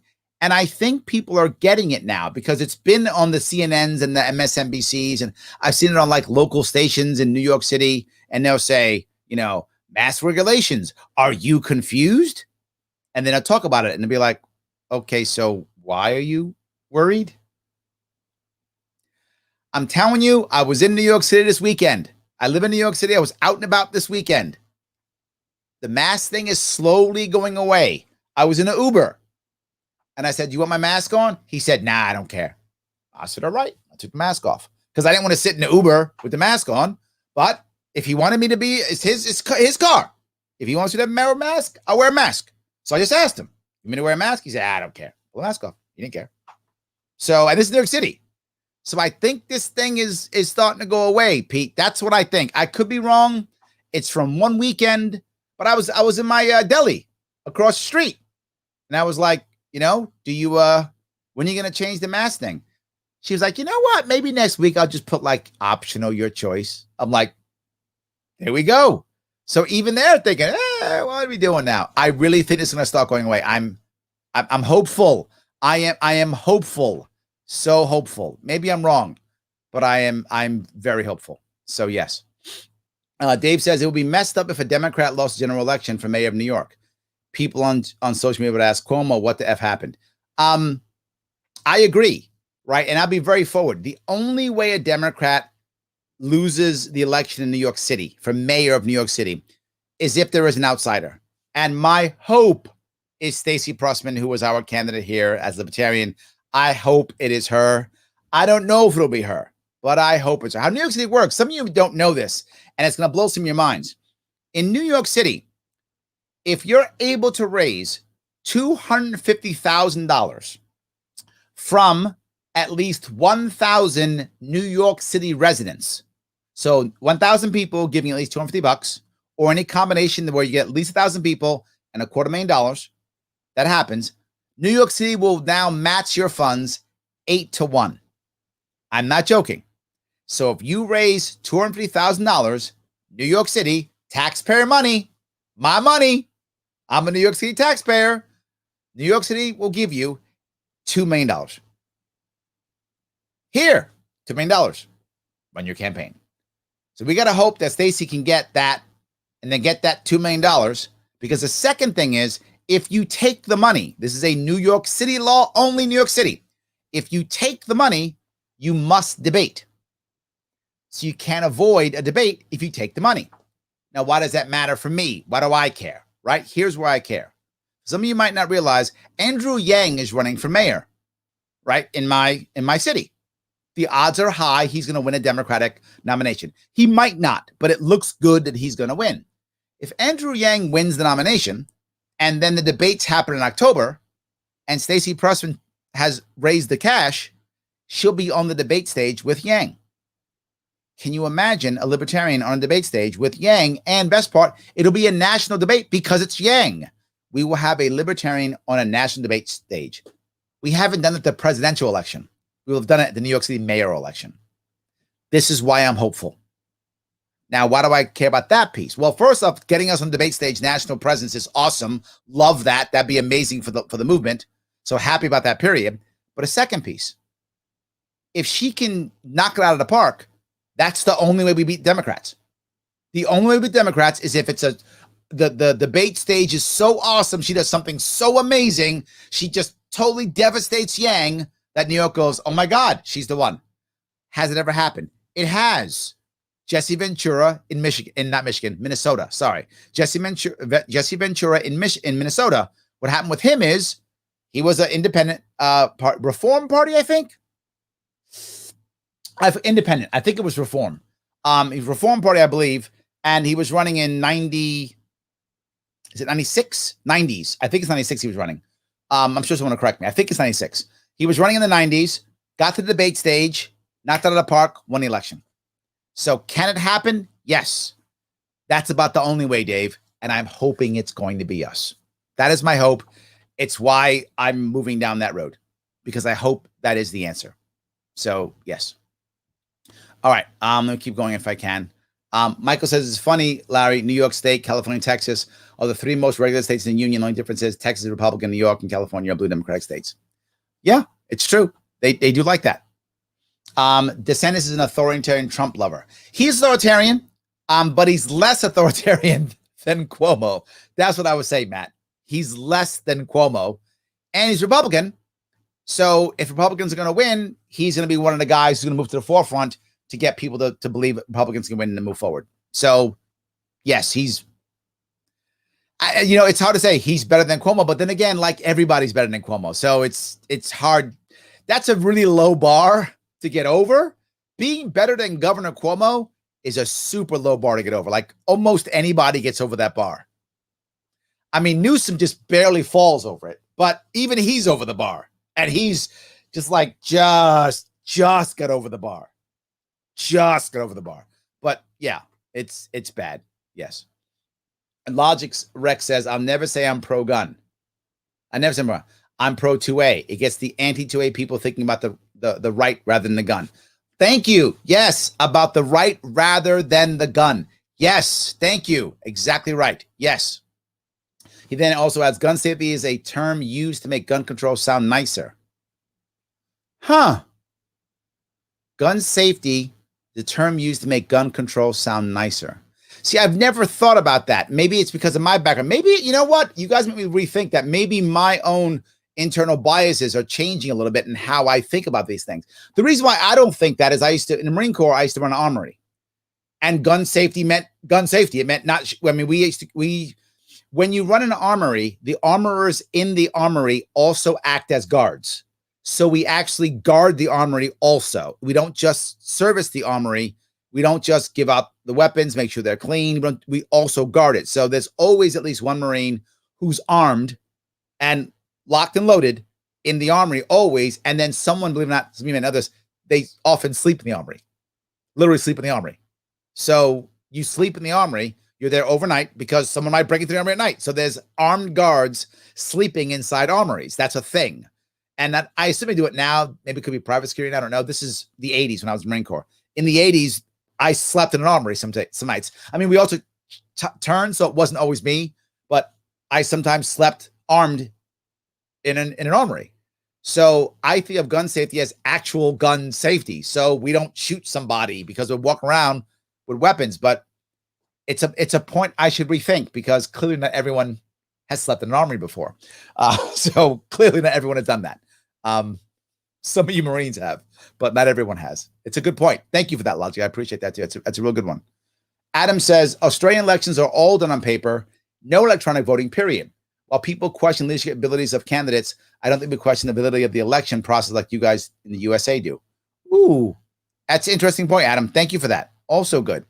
Yes. Maybe that's an issue. Dustin says, ranked choice voting through the blockchain could be amazing. 100% yes.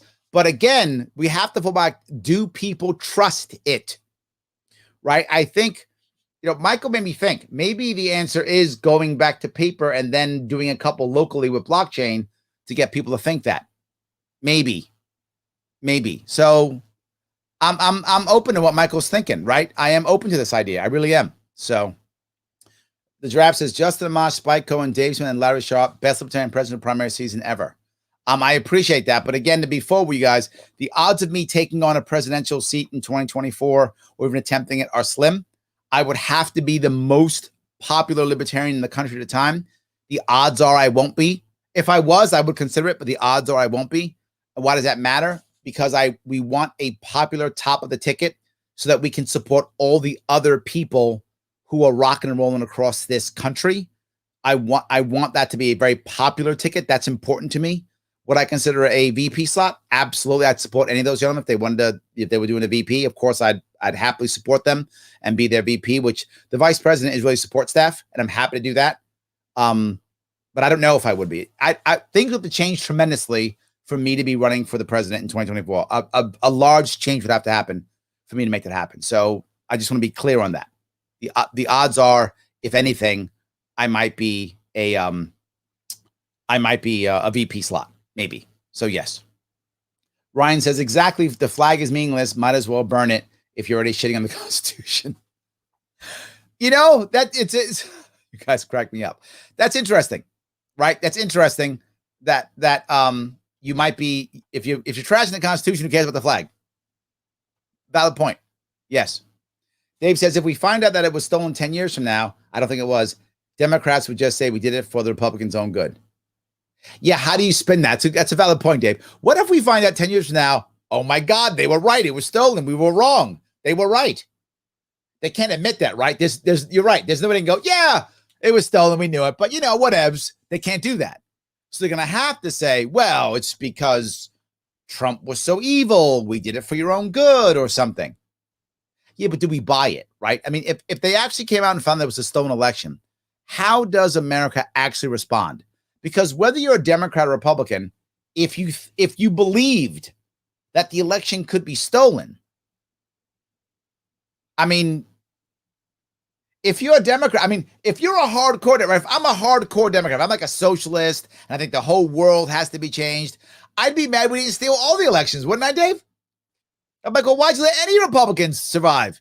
We should have just made the whole country AOC, right? I mean, Bernie and AOC across the country. I'd actually be madder if I was a Democrat. If I was a Democrat now, and you could actually steal elections, and that was the thing, you just steal them. If that's true, and maybe it is. I mean, in theory, right? Could they be doing it to stay the 50-50 fight? Maybe. But if I'm a hardcore Democrat and socialism and all that stuff, I'd be even madder, Dave. I'd be like, you could have stolen the election and you didn't make everybody Bernie and AOC? Oh my God, we had a chance to make our socialist utopia that we've been preaching for years. Why didn't you do that? I think Democrats would be angrier. Don't you think they'd be even angrier? Why didn't you make the world the socialist utopia like you were supposed to? Maybe. So, Larry, is the higher ranking military usually nonpartisan? If they are, hypothetically, it would be good to temporarily replace Biden with a military leader. I get the fear. Generally speaking, the higher ranking military tends to be, generally speaking, more conservative and more status quo. That's the issue. Status quo. Military people like status quo. Most of them like, the type of Republican they like is like a Mitt Romney or a George Bush Republican. Type of Democrat they like is a Biden Democrat, or like Biden during Obama, right? That kind of Democrat. They like that, or Bill Clinton. They like status quo Democrats and status quo Republicans. They tend to like status quo. They lean conservative, but if you look at most people in the higher ranking of the military, they like status quo, right? Let's just keep stuff the way it is and we're good. They like that. There are some who aren't, obviously, and presidents tend to pick the ones they like best. Do I want to replace Biden with military leader? Never. That is a terrible precedent.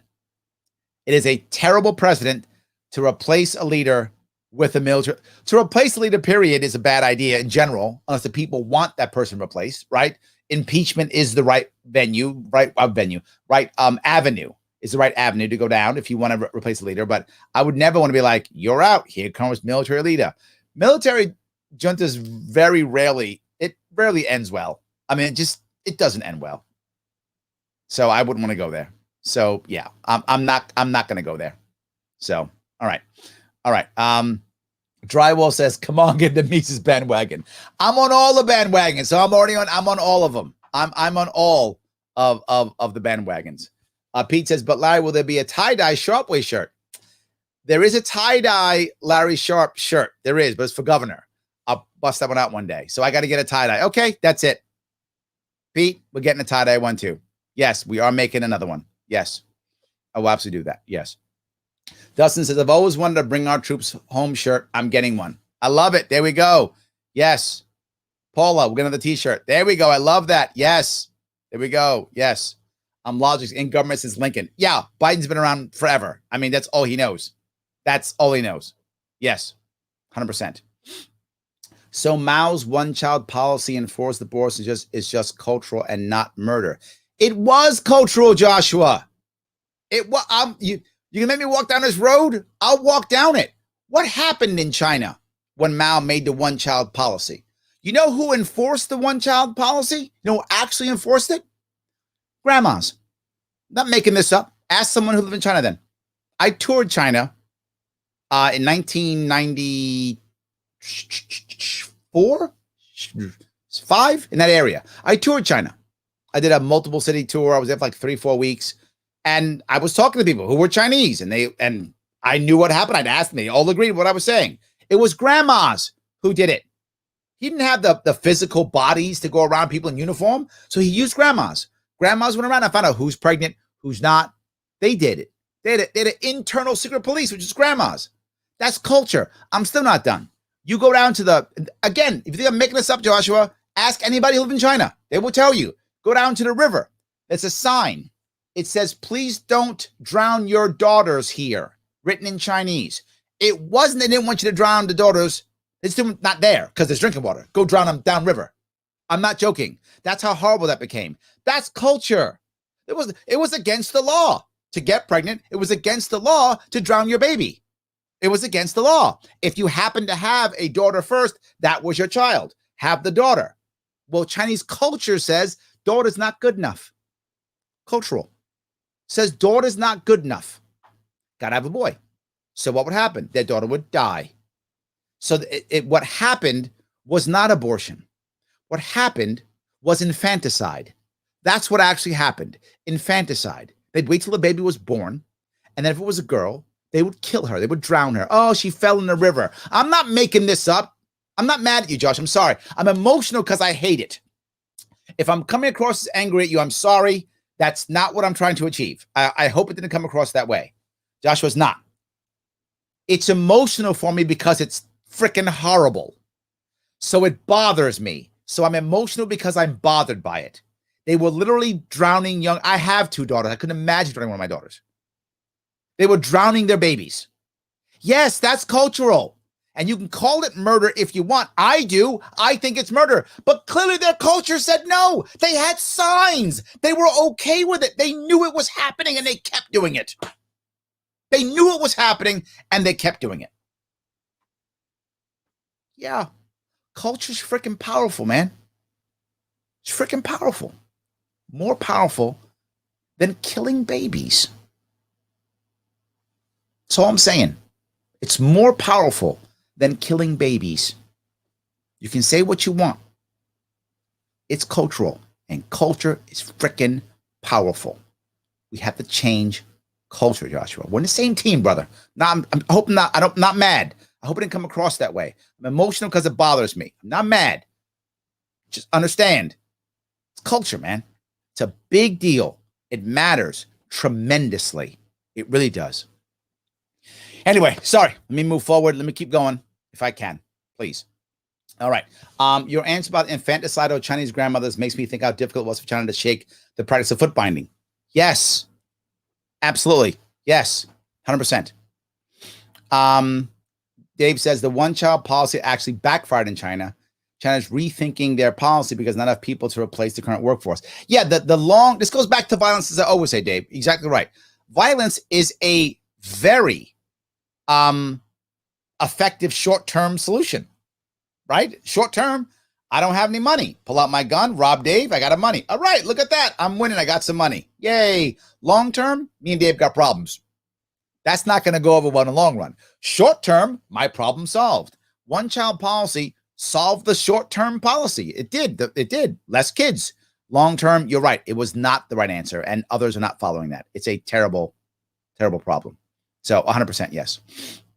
Christine says, I have a friend that adopted 2 Chinese baby girls. There we go. Yes.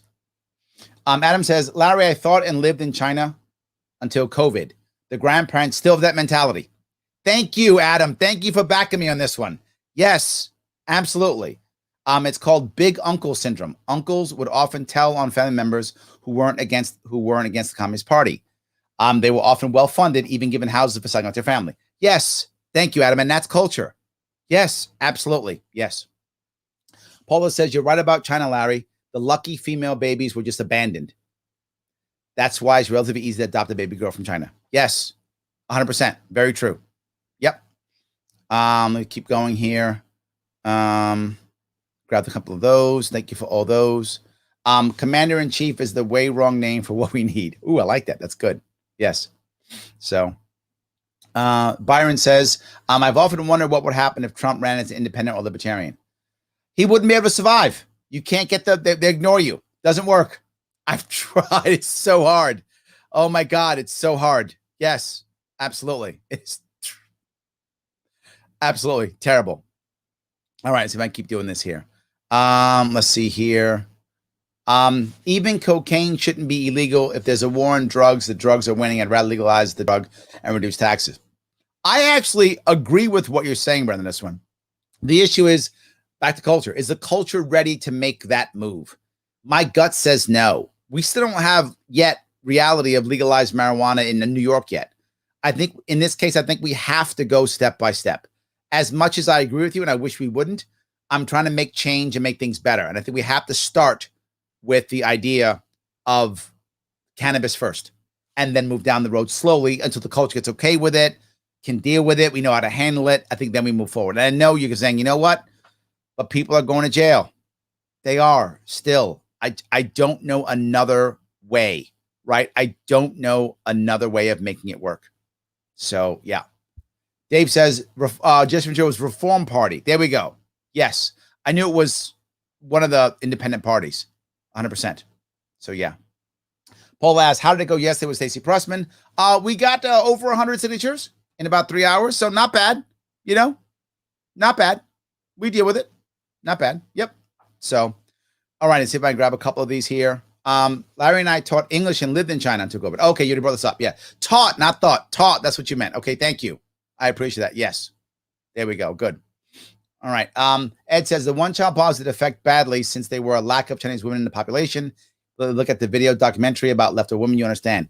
The other piece you find is when you have an unbalanced society, meaning so many men and so few women, there are lots of other cultural, social issues that begin to happen also. So lots of issues you have to worry about. So it's definitely not healthy at all. Guys, you guys gave me so many things that I really appreciate. Don't forget the things scrolling across the bottom. Subscribe to the YouTube page, the Sharpe Way YouTube page. Not Larry Sharpe. I love that page too. But subscribe to Sharpe Way because I get canceled on Facebook. I get canceled on Twitter. I got to be able to go to YouTube. So please subscribe to the Sharpe Way YouTube page. And also, if you can, if you haven't already, subscribe to the Sharpe Way Twitter. It does matter. If you like what I'm bringing, if you think it's valuable, support the show. Patreon.com/SharpeWay. Throw me $10, $25, whatever it is. Throw me whatever you can throw me. I love it. Otherwise, I was going to buy a shirt. If you look in the chat, it's in the chart. Head to the sharpeway.com. Click on the swag. Click on the store. The new shirt's there. If you want to use it, feel free. It's a cool shirt. Three dots says support our troops, bring them home, help them heal. That's kind of cool. I like that. Also take if you don't mind, you can also take the civil disobedience survey. There it is right there. Take that. That's awesome. Helps out my sponsors. And of course, always like, comment, and share. It does matter. It makes us grow. Guys, I want to say thank you so much for this evening. I appreciate all the time you give me. I will be on A Free Solution radio show tomorrow at noon and then back here again at 7. Have a great night.